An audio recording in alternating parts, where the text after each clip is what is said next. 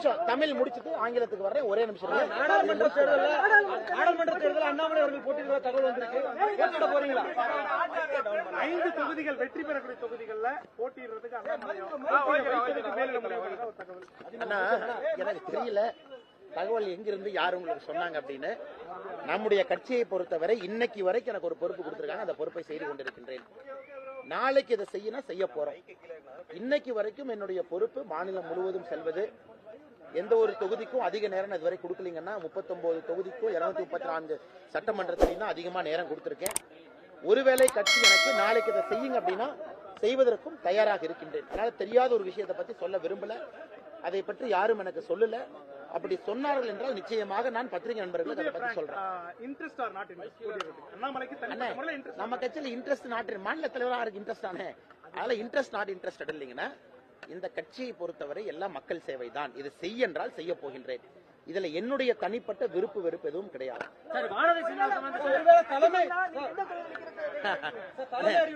ஒரு நிமிஷம். கட்சியே நில்லுன்னு சொன்னா கட்சியே தொகுதி முடிவு பண்ணுவல்ல. என்னை பொறுத்தவரை எனக்கு தனிப்பட்ட விருப்பம் வெறுப்பு நல்லது கெட்டது எதுவுமே இல்லைங்கன்னா என்னை பொறுத்தவரை 39 தொகுதிகளிலும் சமமாகத்தான் நான் பார்த்து வேலை பார்த்திருக்கேன். தனிப்பட்ட முறையில விருப்பு வெறுப்பு எதுவும் கிடையாது. கட்சி போட்டியிட என்றால் போட்டியிட போறேன். இங்க போட்டியிடனா போட்டியிட போறேன். கட்சி தேர்தல் பணி செய்யணும் தேர்தல் பணி செய்ய போறேன். பிரச்சாரம் பண்ண போறேன். நான் கட்சி கிட்ட எதையுமே கேட்கல. எனக்கு இது கொடுங்கன்னு கேட்கல, கொடுக்காதீங்கன்னு கேட்கல. அனைத்தையும் கட்சி முடிவு செய்யும்.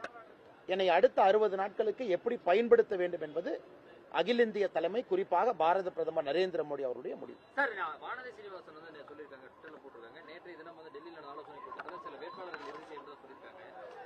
தமிழகத்திற்கான வேட்பாளர்களும் அண்ணா ஓகே, இது ஒரு சிஸ்டமுங்க. அதாவது ஒரு வேட்பாளர் பட்டியலை வந்து தயார் செய்யும் பொழுது உங்களுக்கு தெரியும், நேத்து வந்து சில மாநிலத்தினுடைய தலைவர்களை வந்து அழைத்திருப்பதாக நீங்க பார்த்திருக்கிறீங்க. நானும் பத்திரிகை செய்தி தான் பார்த்தேன். ஆனா 2 நாட்களாக பிரதமர் அவர்கள் தமிழகத்தில் இங்க இருந்தாங்க. பிரதமருக்கு நிகழ்ச்சி இருந்துச்சு. நேற்று நடந்த கூட்டத்தில் வந்து ஒரு எக்ஸ்டெண்டட் கூட்டம், கிட்டத்தட்ட 11 மணிக்கு ஆரம்பிச்சு காலையில 3:30 மணி வரைக்கும் பிரதமர் அந்த கூட்டத்தில் பங்கேற்றாங்க. ஸோ அதுக்குள்ள என்ன பேசினாங்க ஐ எம் நாட் அவேருங்கண்ணா. என்ன டெசிஷன் எடுத்தாங்க எனக்கு தெரியாது. அது எதற்காக நடந்த கூட்டம் எனக்கு தெரியாது. நானும் உங்களை போல அந்த நிகழ்ச்சியை பற்றி அதிகாரப்பூர்வமாக நம்முடைய தலைவர்கள் பேசும் வரைக்கும் இதை பற்றி நான் பேசினால் அது சிறப்பா இருக்காதுங்கண்ணா. கரெக்ட். ஏன்னா அவங்க வந்து எலெக்ஷன் கமிட்டி மெம்பர் இல்லைங்க, அதனால அவங்க கலந்துக்கிறாங்க. பட் எனக்கு அந்த கூட்டத்தில் என்ன நடந்ததுன்னு தெரியாம நான் அதை பத்தி சொன்னா அது தப்பா போயிருங்கண்ணா. Because I am not part of that meeting. ஒரு மாநில தலைவராக அந்த கூட்டத்தில் நான் பங்கேற்கல. நார்மலா எலெக்ஷன் கமிட்டி மீட்டிங்ல மாநில தலைவராக நாங்கள் அந்த மாநிலத்துக்காக பங்கேற்போம்.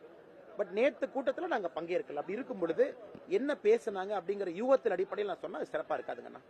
மோடி அவர்கள் கலந்துக்கிற கூட்டத்தில் இப்ப வந்து அமமுக ஓபிஎஸ் பங்கேற்க வாய்ப்பு இருக்கு. ஏன்னா அவங்க உங்க கூட வந்து வர்றதுக்கான ஆர்வத்தை அவங்க சொல்றாங்க. அதாவது வர்ற மார்ச் 4ஆம் தேதி நடக்க இருக்கக்கூடிய சென்னையினுடைய பொதுக்கூட்டம், பிரதமர் அவர்கள் கல்பாக்கம் நிகழ்ச்சியில பங்கேற்கிறாங்க. மதியானம் அதிலாபாத்ல இருந்து வர்றாங்க. அதன் பிறகு சாயங்காலம் 5:30 மணி அளவுல நம்முடைய பாரதிய ஜனதா கட்சியினுடைய பொதுக்கூட்டம் OMCA கிரவுண்ட்ல பங்கேற்கிறாங்க. சோ கூட்டம் எப்படி இருக்கும், எந்த தலைவர்களை பாரதிய ஜனதா கட்சி அழைத்திருக்கின்றோம், யார் மேடையில் இருப்பாங்க, அதையெல்லாம் இன்னும் 1-2 நாள் நாங்க சொல்றோம். 2ஆம் தேதி வாக்கில் நாங்க சொல்றோம். அதிமுகவுடைய கூட்டணிக்கு மோடி ஐயா ராஜாஜி ஐயாவை பத்தி பேசியிருக்காங்க, காமராஜர் ஐயாவை பத்தி பேசியிருக்காங்க. ஆனால் மோடி ஐயா வந்து தலைவர்கள் எல்லோரத்தை பத்தியும் பேசுறாங்க.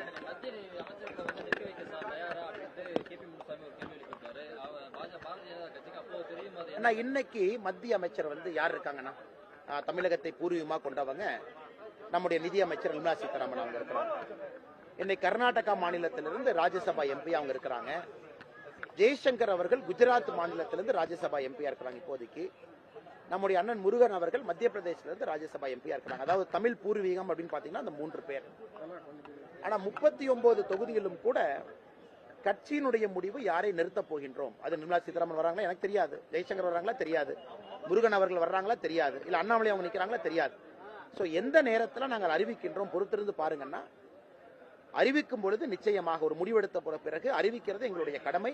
அறிவிக்கும் பொழுது நீங்க கேள்வி கேளுங்க, நாங்க பதில்.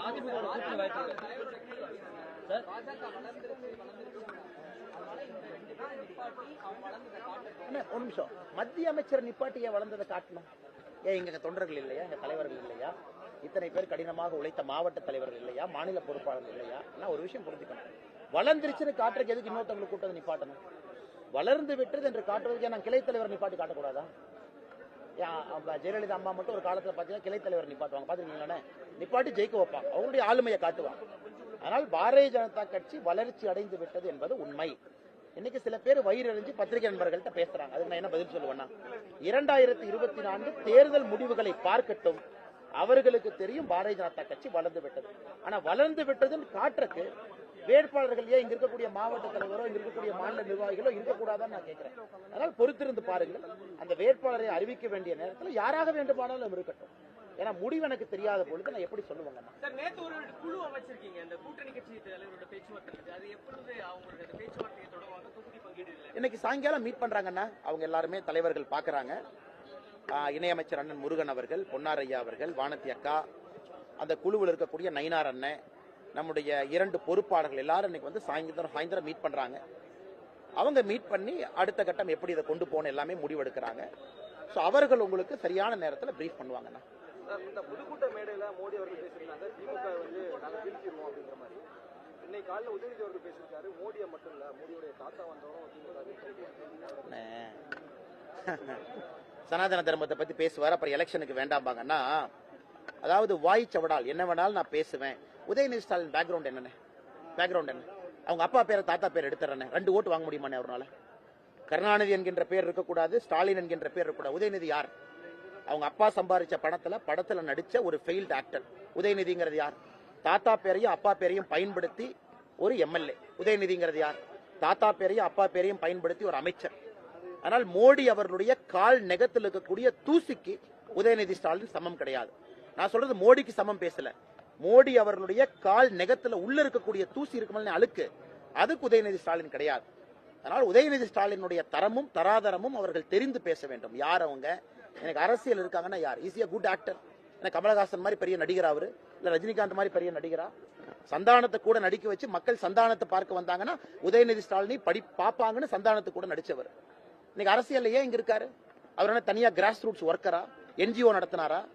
இல்ல மக்களுக்காக ஒரு இஷ்யூ எடுத்து ஃபைட் பண்ணாரா? இல்ல 20 ஆண்டுகளை பொது வாழ்க்கைக்காக அர்ப்பணிச்சிருக்காரா? அதனால உதயநிதி ஸ்டாலின் யாருங்கிறது தெரிஞ்சு பேசணும். மோடி அவருடைய வாழ்க்கை என்னங்கிறது உங்களுக்கு தெரியும், எனக்கு தெரியும். குற்றச்சாட்டுகள் வைங்க, அது வேற, நாங்க அதை பத்தி பேசுறோம். அதனால உதயநிதி ஸ்டாலின் மோடி அவருடைய தாத்தாவை பத்தி பேசுறதுக்கு என்ன தகுதி இருக்கு? அவருடைய தாத்தாவை வைத்து அரசியலுக்கு வந்தவர். அதனால்தான் மறுபடியும் சொல்றோம், மோடி அவருடைய கால் நெகத்தில் இருக்கக்கூடிய அழுக்குக்கு உதயநிதி ஸ்டாலின் சமம் கிடையாது.